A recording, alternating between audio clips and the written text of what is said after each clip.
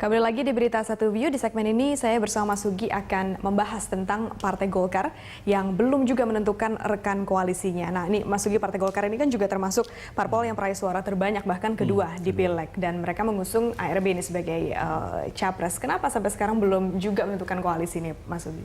Kuncinya sebenarnya hanya calon yang diusung oleh Golkar ini tidak terlihat seksi di mata partai-partai lain, sehingga mereka cenderung meski Ical berupaya untuk mendekati, membuka komunikasi politik dengan beberapa partai, tapi tetap saja toh hasilnya tidak ada yang mau menggandeng dia. Jadi Mas Sugi merasa bahwa tidak realistis kalau Golkar tetap mendorong ARB. Jadi lebih baik tidak dari Golkar sendiri begitu capresnya?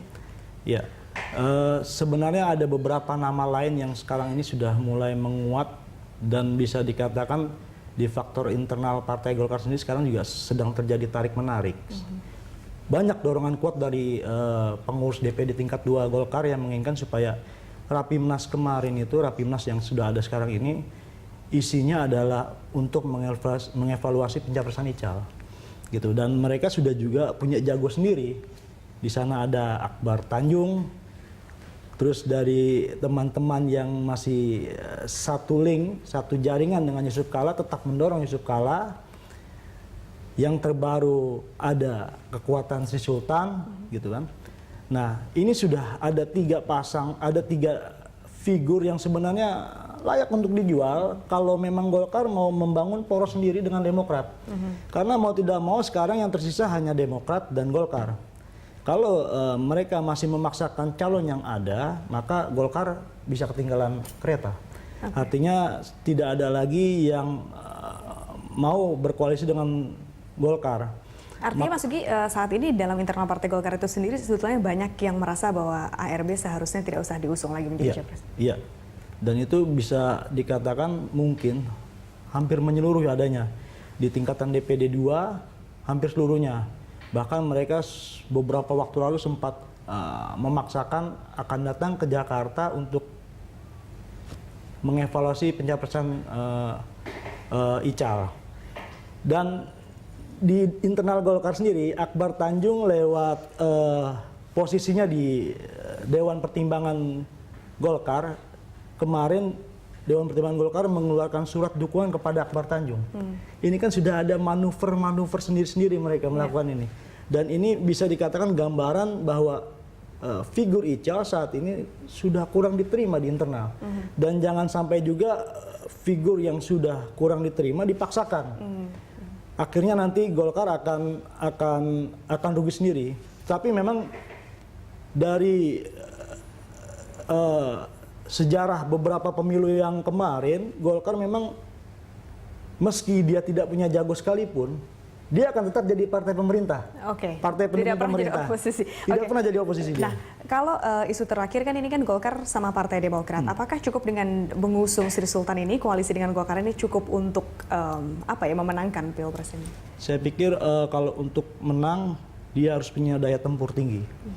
Tetapi bahwa dia akan bisa menyajikan pertarungan dan akan semakin seru Pilpres ini, iya.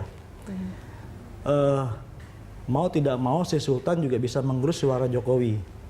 Tetapi yang harus diingat bahwa ada satu hambatan buat Sri Sultan untuk dicalonkan, yakni dari sisi Undang-Undang Keistimewaan Yogyakarta. Di dalam undang-undang itu dijelaskan bahwa Gubernur Jogja dilarang rangkap jabatan.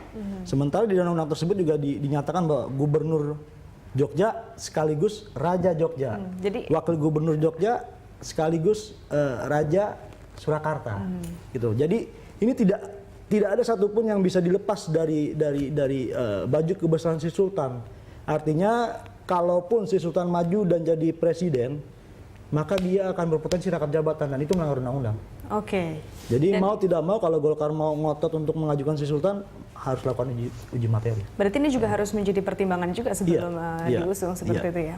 Jadi kemungkinan untuk 2014 ini saya yakin agaknya Sri Sultan sulit untuk didorong.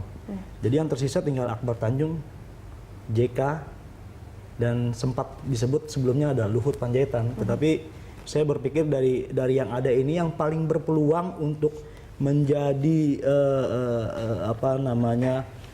lahan bagi Golkar untuk menjadi partai penguasa ke depannya adalah hanya JK. Oke. Nah, Hanya JK. Mas Sugi, ini kalau kita bicara lagi kembali ke Sri Sultan yang kemudian diusung menjadi capres, ini banyak dikatakan bahwa capresnya Gita Wirjawan. Kalau ini sisi primordialismenya seperti apa? Ya balik lagi kepada tetap kuat meski kita sama-sama tahu Sri Sultan Jawa, Gita pun masih ada berbau Jawa.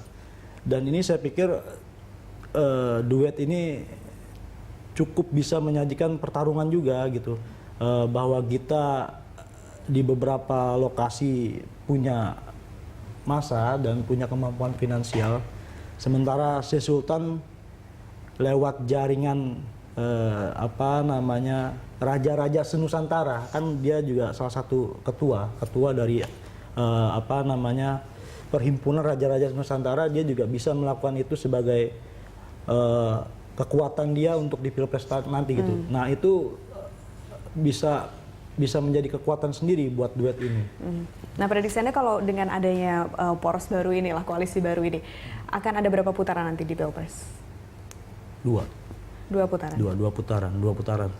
Dan kalau boleh kita asumsikan bahwa misalkan sampai Jokowi dengan JK atau Jokowi dengan Abraham Samad, terus Prabowo Hatta, Sri Sultan Gita, maka tetap yang di putaran kedua nanti tetap yang akan bertarung Jokowi Prabowo. Kalau hanya dua poros, berapa putaran? Agaknya pasti satu putaran. Oh, Oke, hanya satu putaran. Dan maksudnya itu Jokowi yang menang ya, Mas Sugi?